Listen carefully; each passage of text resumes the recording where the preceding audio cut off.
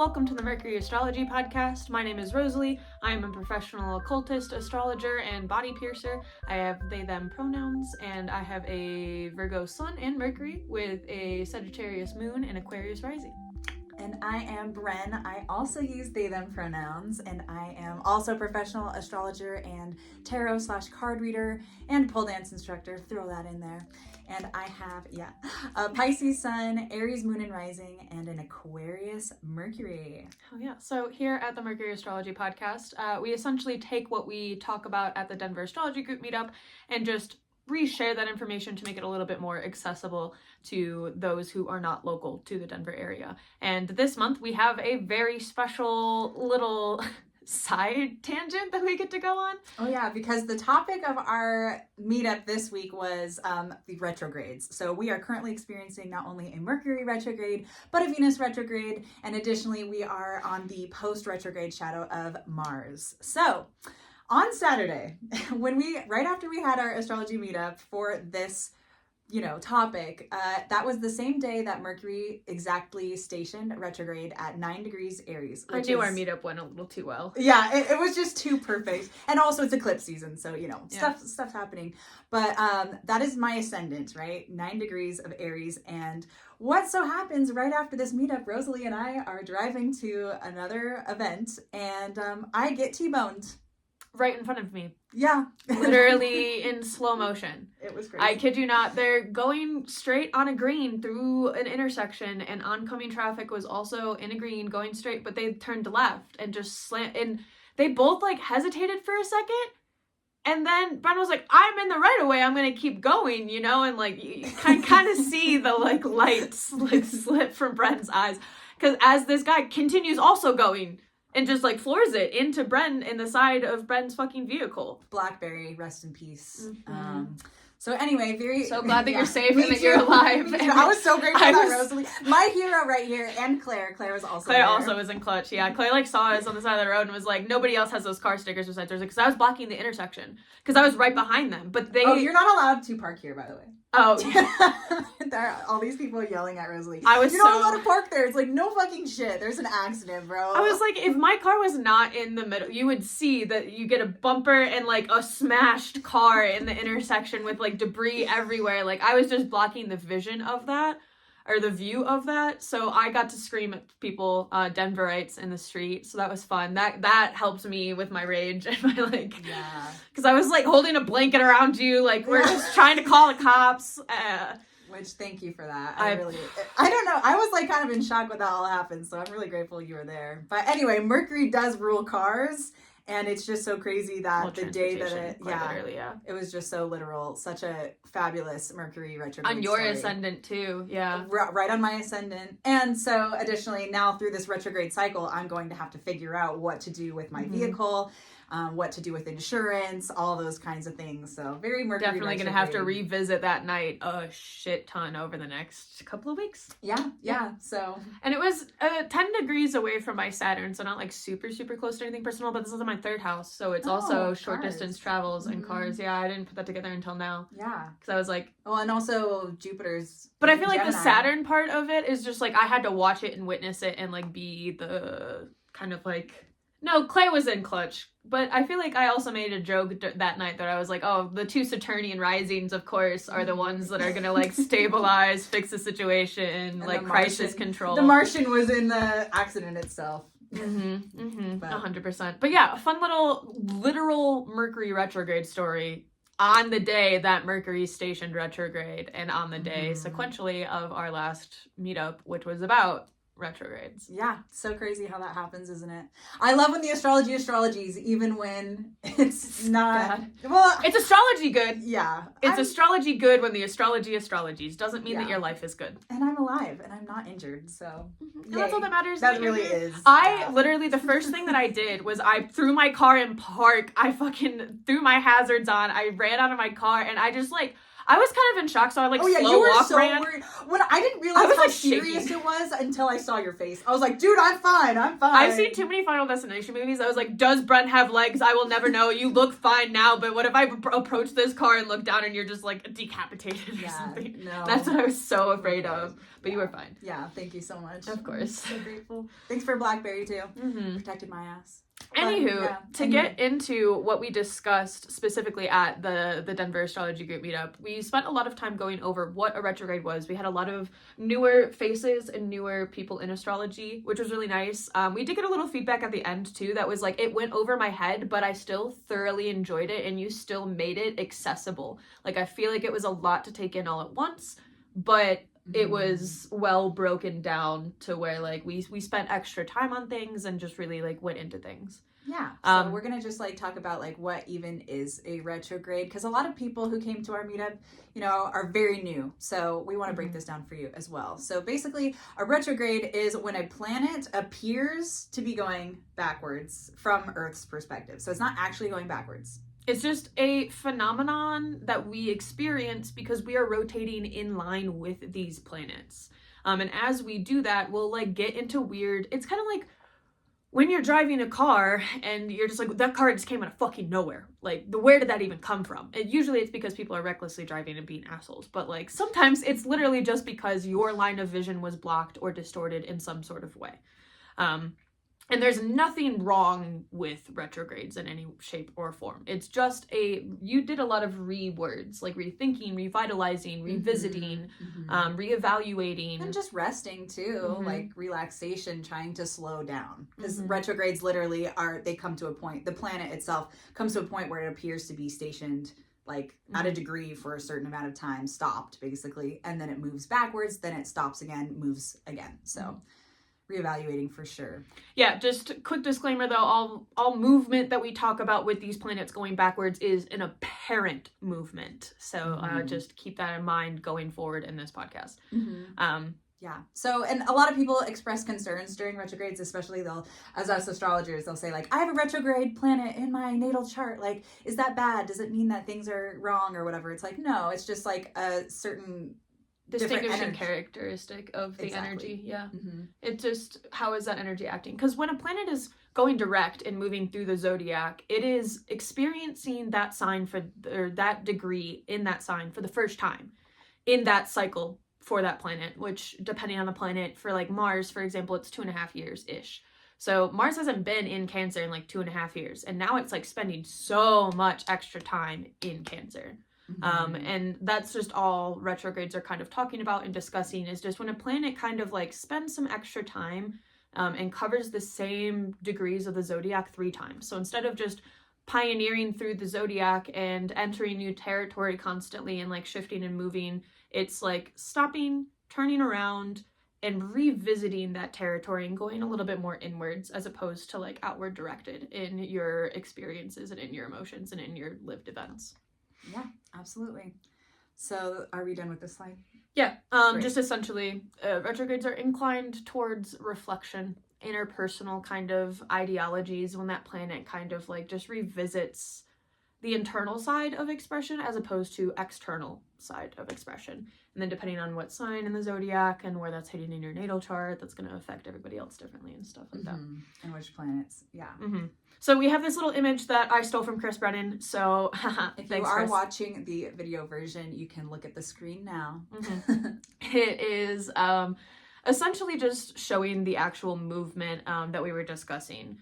And you actually did a really great job of explaining this, I feel like in really basic terms to the audience of the group. So if, you could. Yeah, I wish I could point to you. But essentially when a planet is going direct, it's like Rosalie said, going through the degrees of a zodiac sign. So let's just say this Saturn is going through Aries. So it's moving through 0 to 15 degrees Aries, let's just say. I don't actually know the retrograde period of Saturn. It's all right. But so in the pre-retrograde shadow period, at that very like first line that you see on the left, that's the point in time where Saturn is going to return to that point. So it's still going forward. It's not slowing down yet, but the pre-retrograde shadow period is the time where it's going to revisit those degrees. And a planet's not always aware of that. Like, you're pioneering new directions, but like, well, I guess planets are more aware of it, but I guess humans aren't aware of retrogrades happening. So that's when sometimes it can like bite you in the ass when a retrograde happens, is because of that flip up. You're not aware that it's like gonna happen. Sure. Yeah. And if you are internal reflection. Yeah, if you're consciously following these retrogrades and things like that, you can notice like, okay, what's going on during this pre-retrograde shadow period, because this is going to be revisited. So if I'm signing a contract or something right now, just know that whatever is being evaluated at this time is going to be revisited. And it's not necessarily a bad thing. It's like, okay, well, I had to make an insurance claim, you know, like you're going to have to revisit that at some period. That's normal. It's not like it's a bad thing to revisit something, but I often find that sometimes revisiting something allows you to understand it more fully to begin with. So you don't know how to fucking do an insurance claim. Next time this happens, you're gonna damn know well. Exactly. So then once we get to the end of the pre-retrograde shadow period, that's when the planet actually is going to station retrograde. So in this case, Saturn, let's say it's at 15 degrees. So it's going to really slow down, or again, appear to slow down at this point from Earth's perspective. So it's going to hang out at that 15 degree period for quite some time before then it actually starts going backwards through 14, 13, 12, all the way until the end of the retrograde period. So this is the point in time where the retrograde is really retrograding, right? And then it's going to come to a point again at the beginning of the pre-retrograde shadow. So whatever that degree was, so we're going to just say it's 0 degrees. That's when it's going to start slowing down once again, stationing direct. And then eventually it will speed up and go again, increasing those degrees, so 0 to 1, 2, 3, 4, all the way up to that 15th degree. That's the post-retrograde shadow period. And then anything beyond that, it is new territory.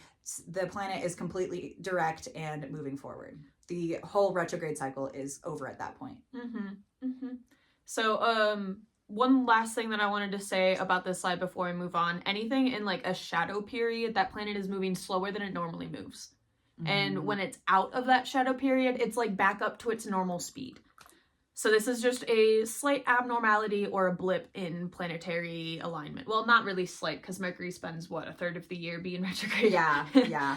Well, each planet will take on a different personality. We're about to talk to that as well, in what happens when each of them goes retrograde. 100%. So the inner planets are Mercury, Venus, Mars, and technically Jupiter and Saturn, and they will impact us more on an immediate and personal social level when they are direct or retrograde in any capacity. And then outer planets also go retrograde, and that includes Uranus, Neptune, and Pluto. And that's going to be more of a collective energy, so we're not going to feel it like so loud and direct like we might feel the inner planets, especially if those inner planets are directly impacting our chart. But again, if the outer planets are directly hitting our chart, maybe it will be felt more directly. It really just depends. Yeah, I find a lot of like outer planet retrogrades end up lining up to a lot of like, well, with Pluto's ingress into Pisces and how it's been dancing with Pisces and Capricorn, I've seen a lot of it line up to Aquarius. A lot of, or Aquarius and Mercury retrograde. Aquarius and Capricorn, thank you. Oh my gods. But yeah, that dynamic, and during those retrograde periods, I've kind of noticed a lot of like political like advancements happening like behind the scenes that get revealed, or like certain things. So if it's hitting a thing on your personal chart, you might be like involved in one of those things, or it might be something that you strongly believe in and you're very glad and or not glad to see happening on like a broader social scale. Like for me personally, having Pluto in the first house, the like that when it's retrograde and everybody's like rethinking their place in society and being aware of class consciousness and the fact that like the middle class gets fucked 99.9% of the time, or the working class, it's just like, oh, this is something that I've known my entire life, and now everybody's becoming more aware of it and becoming more accepting of like capitalistic ideas and like Marxism. Like, say less. And that's just like a social shift that I've seen. And obviously there's like an extreme like opposite to that side. And that is like really interesting to see as well, kind of like manifest, because that is a lot of like the Pluto and Leo generation that's going through their Pluto opposition right now. That doesn't always happen to everybody in their lifetime. Because, for example, Pluto spends so long in the sign of Taurus, but so short in the sign of Scorpio because of its weird orbital. But the Leo Aquarius axis is the halfway point right there, so they actually experience that. Yeah. opposition in their lifetime, which is wild. Yeah. So those are all the planets that do retrograde. Sorry, yeah. For what? No. Don't mean to tangent about... No, sorry. No, you're doing great. Okay. The sun and the moon, they do not retrograde. They are... Do you want to explain why? Oh, yeah, because the Earth revolves around the sun, so... And the moon revolves around the Earth. So if we're looking at something from Earth's point of view, and we consistently rotate around the sun at a certain... We're never going to appear retrograde to that object. Mm-hmm. And then same with the moon. The moon is constantly orbiting the sun at a like very consistent pace, orbiting the Earth.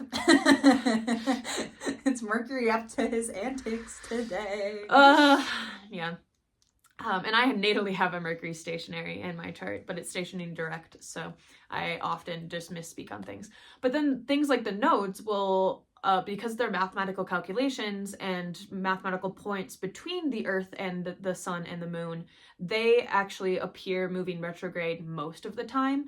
And they are actually like abnormal when they're going direct because they spend so much of their time moving retrograde or counterclockwise, I guess, because the planets normally move counterclockwise. These move clockwise. Mm-hmm. Mm-hmm. So they move clockwise, but they appear retrograde. But they are just mathematical points. They are not like an actual object in the sky. So they don't actually look like they're moving backwards. They just mathematically are moving backwards. Mm-hmm. Mm-hmm. Wonderful. All right, Mercury and Venus. Did you want to talk a little bit about this slide? Yes. So briefly. Yes, I know. There's a difference between inferior planets and superior planets, and I know we just talked about inner and outer, but this is a different concept. So inner planets are more just like things in our visible solar system, whereas outer planets are things outside of our visible solar system. With the naked eye, because they're visible with with telescopes and technology, and things like that. But inferior and superior planets are just talking about their position with Earth. So inferior planets are between Earth and the sun, which is Venus and Mercury. Those are the only two inferior planets that exist. And then the superior planets are going to be Mars, Jupiter, Saturn, everything outside of that. So inferior planets just retrograde a little bit more consistently and frequently than superior planets do. So they're going to act a little bit differently in their retrogrades. They also have this fun synodic cycle with the sun that can be tracked through the retrogrades with the sun. So you can track the inferior and superior conjunction with the sun, which is described in this image below. The inferior conjunction with the sun is the halfway point to a retrograde. So for example, Venus is currently retrograde. It will hit its halfway point in its retrograde, its conjunction to the sun on March 22nd of this month. So it stations retrograde on the 1st. On the 22nd, it conjoins with the sun, which is its halfway point to its retrograde, and it doesn't station direct until April the 4th or something? Something like that. It's like the first or second week of April, it stations direct. But that halfway point is when Venus is going to kiss the sun. And they're gonna make a little cazimi with each other, and you can track those cazimi points with Mercury very specifically to form like a perfect little 6-sided star or like double triangle shape. Mm-hmm. And that's just a little tidbit and differences between Venus and Mercury's retrograde patterns versus the rest of the planets that I just wanted to point out happens because of their astronomical points of view. And that is actually one of the things that one of the members came up to me about was like, I loved how you threw up so much astronomy. Like, is the astronomy the astrology? And I was like, yes. Mm-hmm. Yeah. Literally. And he was like, it is? And I was like, yeah. That's pretty much, that's it. Mm-hmm. We take this astronomical events and we just add significations to them. So astrology is not like hoo-ha jargon. Like, we still follow the astronomy of what is actually happening in the sky in real time. Right. And that was like such a cool thing to be able to explain to somebody and to see click behind their eyes. I was like, we've got another one. Well, and ancient astrologers and astronomers used to be the same thing. They used to literally, it was two things in one. So, yeah, they're very related. So we're going to talk now about the approximate time of each retrograde. Yeah, correct? I'm gonna slide or run through this real quick. So Mercury goes retrograde every 116 days, which is roughly what, like 3 months ish, 3 to 4 months. Mm-hmm. And it goes retrograde for 22 days, and that happens 3 times every 13 months. So we get like 2.5, 3 retrogrades every year with Mercury. Mercury retrogrades the most out of any other planet. 100%. So each third retrograde motion occurs near the degree that it's stationed direct 10.5 months earlier, which like sets up to this little trigon thing. I got a whole slide for it. It's gonna be fun. You're gonna see it. It's beautiful. I recommend a whole book on it. It's Gary P. Caton, C-A-T-O-N, 100%. It's called Hermetica Triplicita. I don't have it with me. I should have. I'll post a fucking image of it in the podcast. We'll link it. But it's really cool. Mercury's retrograde pattern. How it like stations near the degree. It's like 10 degrees off. It's not like the closest, but it's still pretty tight. Oh, thank you for more tea. You're welcome. We need more tea. Venus, the next planet that stations the most frequently, retrogrades every 580 days, so about every year and a half. For 40 days, which actually attributes to a lot of astrologers talk. I didn't talk about this at the meetup, but 40 days to develop a pattern. That's why Lent is 40 days. Yeah. 40 days to break a pattern. That's Venus's retrograde pattern.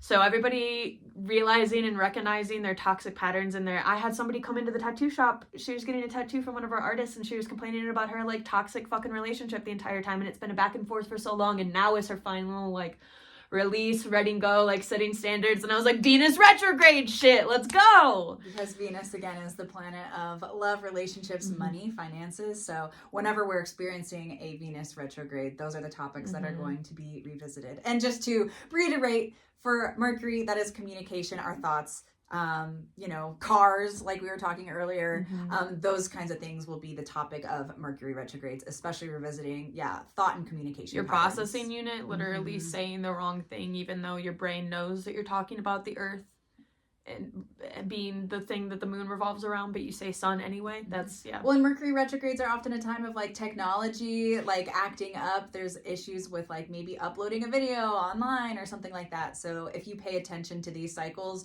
you'll start to understand like, oh, well, I don't need to get too frustrated about this because Mercury, who's also the trickster planet of probably playing tricks on you more than usual during a Mercury retrograde. And honestly, 9 times out of 10, the things that go wrong in a Mercury retrograde are going to allow you to like do better next time. So like a lot of things with like computers crashing down or like files getting lost, you learn how to back shit up.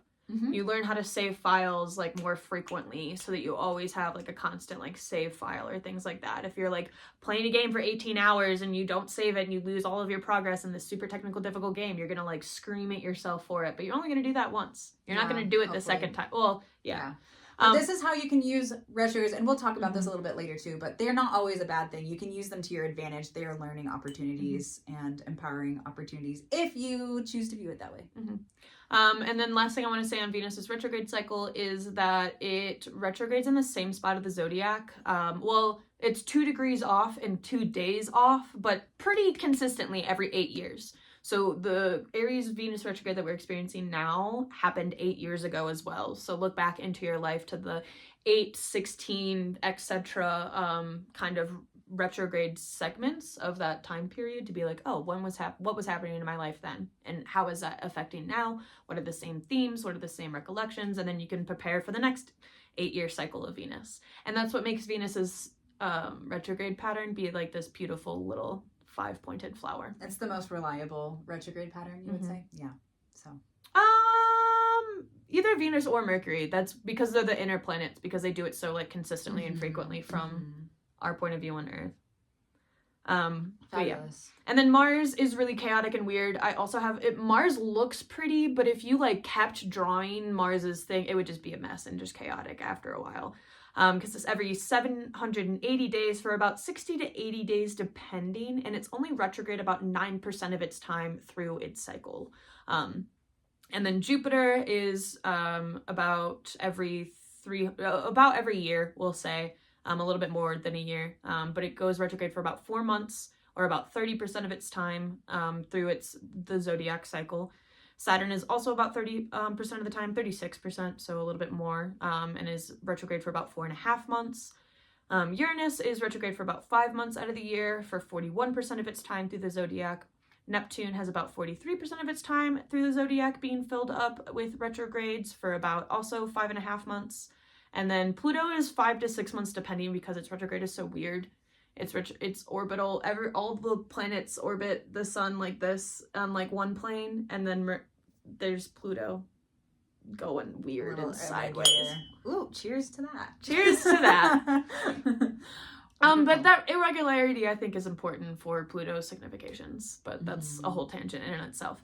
But the outer planets spend 40+% of their time being retrograde. That's like half of their time being retrograde. So they're doing a lot of review, it's slower. It kind of makes sense. Like they're slower to change, slower to move, slower to make happen, because again, it's working with the collective. When we're working personal planets, personal stuff, we can make more, changes directly rather than like getting everyone in on a change at a time, I mean, look at late stage capitalism.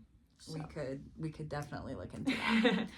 Okay, yes, we're going to dig into now individual retrogrades. We're going to be talking about Mercury retrograde specifically. Again, that is something that we are experiencing right now at the time of this recording.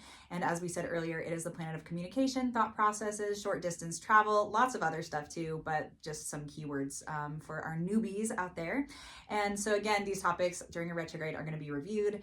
And so like Rosalie said, these happen about 3 times a year. So if you want to know individually how this is going to be impacting you, because although we all are experiencing a Mercury retrograde, we all might experience it differently. Like Rosalie might, for example, experience a Mercury retrograde more intensely than me because you have a lot of Mercury energy within your chart. I don't know about that. Your experience with Mercury retrograde this time around was pretty intense. Because it hit my chart directly. It hit my chart directly. So it literally was on my ascendant. So correct. But on average, again, for beginners, you don't know. And if you need a professional astrologer, you can hit up me or Rosalie for an appointment. You know what's actually really funny, and I didn't really think about it until now? I also got into a car accident on my birthday when I was experiencing a Mercury retrograde on my solar return. Oh my gosh.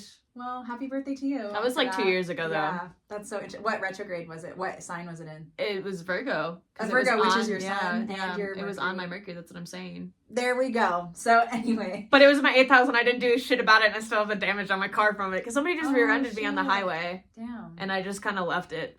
Damn. Well, your car still looks great. So. That's fine. Yeah.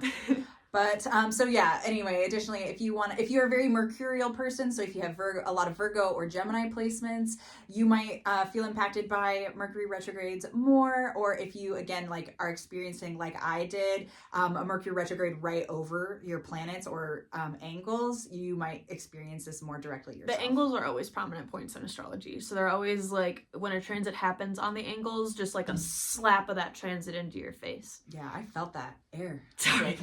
Literally, I was like, yes, I feel that. So, yeah. And again, it also depends on what house this is happening in. For me, it was on my ascendant. So first house when this accident happened, all that kind of stuff. So it literally was impacting my body. My body was literally in this situation. But yeah, so again, it can, but if it was in your 10th house, it might be your career or how people see you, it really just depends on. I'm actually really surprised you didn't walk out of it with like a concussion or something, because Aries rules the head. I know, right? I was like, that's why I was like texting the next day being like, are you okay? Literally, like, do you feel bad at anything? Like, I'm glad we're going to yoga later. Me too. Yeah, I know. We were looking at the chart right after it happened, and we were like, wait, what is it saying? Like, what was the saving grace? But also, again, like, Jupiter was in my 3rd house of, in Gemini, of like cars and things like that too. I feel like there was like a little bit of a saving grace there, and Saturn, and yeah, there's a lot of other stuff. Yeah, do you want me to throw the chart up when we talk about it in the beginning of this and right now? I mean, we don't have to. Let's get through the presentation. Okay. If we have time at the end, maybe we go through it, but we are running short on time 100%. Today, for sure. But I would love to go through this at some point, maybe as things unfold too. And also my Saturn return is happening like right now too, which is very interesting. And eclipses, so a lot of faded, weird energy going on for the Brenster. 100%, yeah. Real quick with this image, this is just what I was talking about with like the triangle thing with Mercury. So I have our current retrograde is up at the top, that 9 degrees 35 minutes to 26 degrees of Pisces. That little segment is our current retrograde. It's got the dates on it as well if you like zoom in there. But our last retrograde that we experienced at the end of 2024 was in Sagittarius. The eclipse that we had, the retrograde of Mercury that we had before that was in Leo and Virgo, so we were between Earth and Air. And then the retrograde before that was only, 5-ish degrees away from where Mercury currently stationed retrograde. So it's stationed direct at 15 degrees of Aries back in like April of 2024, which was about 10 and a half months ago. So it's going retrograde now at 9 degrees. So it's pretty within 5 degrees-ish of where it's stationed direct back in April. So, or like a year ago, 12 months ago-ish. Yeah. I love that. Hell yeah. I love this diagram. I really would love to see this on our Instagram too. We should do that. Yeah, and then I went even further by like doing the dashed lines, or like from this current retrograde, our next one will be fully in Leo, not in that Leo Virgo. And then from that last one in April of 2024, if we go even before that, it's between like Sag and Capricorn. So we get that like earth, air, fire, and then we're getting fire, water, and then we'll get water, and then water air, and then air, and so on and so forth. Jinx. Okay. So moving on. Wait. I just want to say one quick thing too. Well, actually, we can move on. We're running out of time. You're right. All right. Let's go to Venus retrograde. So anyway, Venus is also a planet that's retrograding. Right now, we were talking about how Mercury's retrograding in both Aries and Pisces, and you know what? So is Venus. Venus is touching very similar areas of life, so we're really feeling it. If you're watching this video around the time of upload, like, we are really covering a lot of those things. So again, if you want to see how this is impacting you directly in your chart, you are going to want to see what houses Aries and Pisces are for you. That's where we're doing this little like wicca like little record dance. scratch dance with Venus and Mercury. And Venus is the planet of love, pleasure, creativity, money. So those also might be themes in addition to those mercurial themes.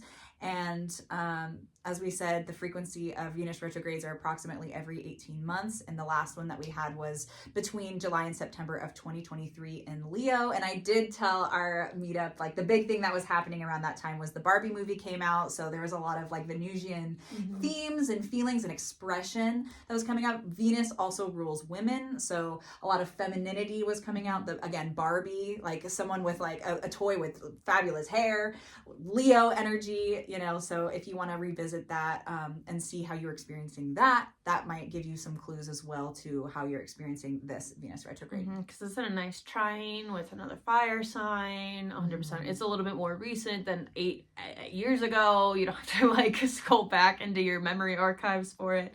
It's a little bit more like apparent into it. Yeah, and then Bren very, very nicely wrote all of our pre to post shadow dates for these Mercury and Venus retrogrades that we've been experiencing as well, which you can see in our video version of this podcast. And as much as we would love to cover them all in depth, we have limited time today. So. As Haley Williams would say, I'm always running out of time. Exactly. And then the last planet we're going to talk about today in regards to retrogrades, because again, we are experiencing the post-retrograde shadow of this planet as we speak in Cancer. Mars is post-retrograde. Oh, did you get a little injury? No, I'm trying to like make a Mars glyph. Oh, okay. That was weird. It doesn't really work cute. that well. Okay. And Mars is the planet of, action, energy, destruction, war, like drive, your energy, all those kinds of things. So these are the things that are the topics that are reviewed during a retrograde. And so if we're also thinking about like how we're experiencing this like in the astrological sign, they're also expressed in different ways. So Mars is retrograding. Well, the cycle has been in the sign of Cancer, which we did talk about in the meetup, and maybe we'll touch on a little bit how Mars is not very comfortable in the sign of Cancer, because Cancer is like a nurturing energy, more of like a, emotional kind of energy, whereas Mars likes to sever things. Which also, like, Cancer is the crab, can sever things and stuff. Oh, like no, that 100%. too. No, emotional severance with Cancers is 1,000% real. That's why Mars is like Mars does not like the sign of Cancer. That does not mean that a native who has Mars in Cancer isn't the most heart-wrenching, like, hurtful person in the world. Or the sweetest caring person who's gotten those like crab bites to themselves and they're like super nurturing as like a fault to that. There's different extremes to like how things manifest because everybody has free will. Right. Well, in a Mars sign or Mars in a water sign too, that is a more emotional energy. So this could be more of like emotional manipulation, or like instead of like direct action, it could be more indirect action, indirect passive aggressiveness, things like that. So I also see that a lot with Mars and Pisces. That's me. Sorry. That's why I'm looking at you like that. No, well, I'm indirect sometimes. I Right. see just a lot of passive-aggressive emotional manipulation from those individuals. Sometimes I get clients where I have to be like, I'm sorry, you're explaining this relationship to me, but I see you as the problem in this. Yeah, for like, sure. I see you trying to play the victim in all of this, but like, did you ever once in any of this story ask about your partner's emotional needs at all or worry about them? No, you've been so self-focused this entire time, and that's like, well, I feel like something too, that I have to like pull them out of. A lot of the time, Pisces Mars are also unaware of the manipulation that they're doing because it's just so inherent. It's like, yeah, we don't have to get into all of it, but again, different people will express it differently, especially in different phases of life, depending on how aware and conscious you are of this placement and your behaviors. So it's not that you are manipulative if you have a Cancer or Pisces Mars. It's more about like, how are you using this energy like in a productive way, you know? So. Or are you using it in an unproductive way, which can lead to that subconscious manipulation? Exactly. Yeah. And then one thing that you pointed out about this is the last Mars retrograde that we had was November of 2022 to January of 2023 in Gemini. And I was like, wow, that felt like yesterday. Time does not exist. I felt like that was the longest fucking 3 months of my life. Well, it wasn't, again, it's not just those 3 months because it's also the pre and post retrograde shadow. So it does feel a little longer than that. Yeah, but I feel like that was not that long ago. No, that was a really intense one. Mm-hmm. Well, and again, like we were saying earlier, if you have Mars a lot of like Martian energy, so say you have a lot of Scorpio or Aries energy, you might feel these Mars retrogrades more severely. That's, yeah, you and me, obviously. And then additionally, we didn't talk about this with Venus, but if you do have more Taurus placements or Libra placements, which both are ruled by the planet Venus, you might feel those Venus retrogrades a little bit more intensely. So again, if you look at your chart and evaluate the energies that you inherently have, you might be able to work with these retrogrades on a more conscious level. 100%. And then I'm going to skip through, I went through retrogrades in detriment, fall, exaltation, and domicile, which is essential dignities. And I just gave little like keywords because somebody in our group was like, what would a planet's retrograde through their exaltation look like? And they used Venus in Pisces as an example, and they asked if it would look like a tattoo cover-up. And I was like, that is such a perfect manifestation of Venus going retrograde through Pisces. So I did it for everything. But I just want to talk about my Mars and Cancer one, which is my falls or depression. I just said deep inwards reflection, and it's about healing past relationships. But I don't know if you felt like that in Mars going through Cancer too, as a very heavily like Martian person, because like Mars is on my angle in domicile. Oh yeah. So like I feel Mars retrogrades a lot and very heavily just because it's on my angles. And especially this one in Cancer has just been a lot about reassessing my own interpersonal nourishment towards myself. Oh yeah, because also Cancer rules the moon, or vice versa. I don't even, but yeah, so it's gonna be, exactly. So it is gonna be an emotional evaluation, and again, Mars is that severing, so severing old ways of thinking or feeling about certain things, feeling about certain people, and again, depending on where Cancer is in your chart. For me, for example, that's in my 4th house of home, things like that. So I've been severing a lot of like parental, how I've been feeling about my parents in the past, or like, you know, emotional attachments, things like that. So. Mine's in my 6th, and I just work. No, it's lack of recognition has really been hitting me personally. It's definitely still an eclipsy story too, but specifically in like romantic relationships. I have Leo and Juno and Leo in my 7th. Yeah. So I'm very like loyal, and I'm very like, but I'm also very Virgo. I'm also very, how can I serve you? How can I help you? What can I do for you? And I've just been learning to not fucking do that. You have to have boundaries with your romantic partners. Well, with any relationship for sure, but I feel like I've done a really good job in my friendships and in my like other interpersonal relationships to not do that as much, because I understand how uncomfortable it is to be given gifts all the time. But I do it out of unconditional love. I don't do it because I'm looking for anything in return. But in also a slight sense, I do it to get the upper hand, so you can never give me more and hold it against me. Oh yeah. Yeah, that's a trauma thing too. Exactly. So. And unpacking that. Yeah. But because it's Mars, it's severing those internal emotional bonds that you've had with your sense of self.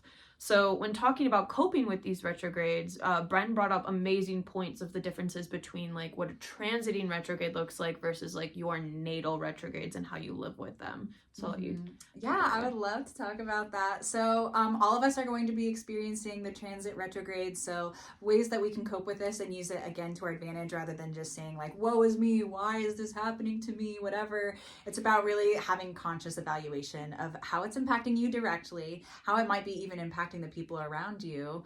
And also, analyzing your unique birth chart. We kind of talked a little bit about that earlier. And again, if you need a professional astrologer to help you with that, we definitely recommend that. And there's two of us right here. We have our info linked if you'd like to book a reading with us. We'll get to that at the end. We will, but also right now, why not? Anyway, so like we were saying, a self-book. Why not? I mean, if you need help, we could help you. So you don't have to be in this alone. So this is an optimal time to reflect, like the re's that I was talking about earlier, reflect, revise, rest, and additionally slowing down, giving time to things to unfold rather than rushing into things. This is not the time to rush into things. Signing contracts is usually not recommended either. But, and although this Aries energy is going to be like, oh, rush into this thing, don't do it. Yeah, the Aries retrogrades for sure. But yeah, it is a time for beginnings, but also like, let's be conscious and like really think it through, because also some things are revealed during retrograde. So things that weren't clear to you before, or like surprising things, even things that you didn't see before, are being revealed to you. So if you have committed to something, but then find out later that it's not what you thought it was, you might not even want to have that commitment. Oh, totally forgot that this just lines really well with my analogy that I love to use for retrogrades and haven't even spoken of. You go to the grocery store, right? You're like, I need to go get groceries today. You commit to an action and you go to the grocery store. You don't want to really get out of bed, but it's your one day off. You need food, XYZ. You go to the grocery store. You spend all that time, energy, and effort putting on pants, getting everything ready. You get to the store. You're about to walk in. You don't have your wallet. Mm-hmm. That is a planet stationing retrograde. You stop, you turn around, you get back in your car, you go home. You have to grab your wallet. And at this point, you've already fucking put pants on for the day. You might as fucking well go get the thing done that you meant to go out and get due. You just have to drive all the way back home now. It's not like I'm halfway there and I forget my wallet. You are fully at the grocery store, like about to walk through those doors, which is like the most frustrating point to realize that you don't have your wallet with you. And like, say you don't have your phone, say you don't have Apple Pay, say there's no other way to pay, you have to go home to grab your wallet. That's a planet. That's the retrograde. Turning around, going retrograde. Say there's construction on the road that leads directly from your house to that grocery store. That second time around, you can take a side street. You can maybe get home a little quicker than it took you to originally get to the grocery store. You have that prior knowledge of going through that path of the zodiac to be able to redirect your way back a little bit more fluidly. And then on that third pass, you're like, okay, well, maybe now it's 8 o'clock at night, the construction's over, you know that you can just fucking fly down that highway or whatever, and you're able to like do whatever you need to get back to the grocery store to get your thing accomplished. And then once you actually get to the grocery store, that's after the post retrograde shadow, and now you're actually moving forward. Mm-hmm. So you're finally like back on track for whatever you meant to do for the day, kind of jazz. I love that analogy. Okay, and then very quickly, because we do have to wrap this up, natal retrogrades, some extra little coping for that is just know what planet and what is retrograde within your chart. So, and pay special attention to those areas of your life. So a lot of people say like, maybe if your Mercury's retrograde, you might in childhood have had like a learning disability or like started learning to read slower or whatever. But if you can learn to work with this, you actually can have like special gifts to like later on. So maybe things were slower at first, but because you had to pay special attention to it, it actually can be your superpower. So you'll also have to look at like your chart and see what other relationships are going on with that retrograde planet, so to get further information. But just know that like, just because you have a natal retrograde doesn't mean you're doomed or anything. It just can offer a different way of seeing things, different perspective, and also just understanding that you might experience energies differently than a person who has a non-retrograde planet. So the ways that I've seen natal retrogrades pop up the most is through the ruling house's energy. So like, say your Jupiter's retrograde in Cancer and you're constantly having to gentle parent yourself because that's a planet in its exaltation. Jupiter is not in its home sign. So look to the signs of Pisces and Sagittarius, and what areas of life that are those areas of life therefore affected by that retrograde Jupiter. That's usually how I, like, in a chart, when I look at retrogrades, or when people have questions about retrogrades, that's usually the, like, line of questioning that I then follow is like, okay, well, tell me about these areas of your life. Do you experience, like, gentle parenting yourself has the most to do with, like, your work environment and, like, your, well, that would be like a square to the other one, your career or something, like, or relationships, maybe 10 and 7th if it's like, I don't know what these would be particularly, but they would have to be square because it's the Jupiter and Sagittarius just are, or Jupiter's sign Sagittarius and Pisces just are square each other always. But yeah. Anyway, that's just something that I also dive into. And then secondary progressions as well. So I don't think we have time for this today. It just takes like 2 seconds. Okay. We have 15 minutes. No, we don't. We have to leave now. Okay. We have to leave right now, actually. There are 2 main forms of progression in astrology, and secondary progressions essentially say that this retrograde's energy isn't going to be as prominent forever, because you can move the chart 1 day for every year of your life. There we go. And wonderful. I used Dochi as an example of that in the astrology meetup. And then you can find us at the Merc Astropod on Instagram, or you can find me specifically at Astro Rosalie, either on Instagram or TikTok, as well as at astrorosalie.com. I am also currently running a $30 off natal astrology chart sale. So you can get $50 for 90 minutes. It's an hour and a half. Just sitting down, talking about these retrogrades, talking about these eclipses, talking about the shit show that is March astrologically.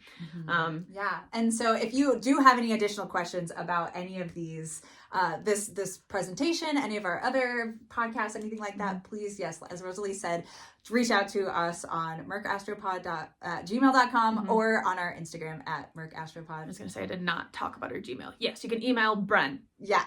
And then if Bren can't answer it, they'll just forward it to me and tell me that there's something in the email. But honestly, please get connected with us on Instagram. You can also leave a comment on this. We want to get more community engagement so we can make this like more of a discussion. We have a lot of other talented astrologers within the community that can also like pitch in and like chime in about things that maybe we forgot, or everyone has something to offer. So please, if you have questions, please ask them, please participate, because we want to build a healthy community. 100%. But additionally, if you want to connect with me, my stuff is linked below too, but you can connect with me on Instagram. I always do like fun little card readings, intuitive collective readings for the new and full moons. So that's at Bren Biggs on Instagram. And additionally, I do a lot of, if you are in the Denver area, a lot of like community led events, new moon events, things like that. So if you want to learn more about how to use the lunations for your particular chart and how to empower yourself through those, please connect with me. We would love to have you as part of the community.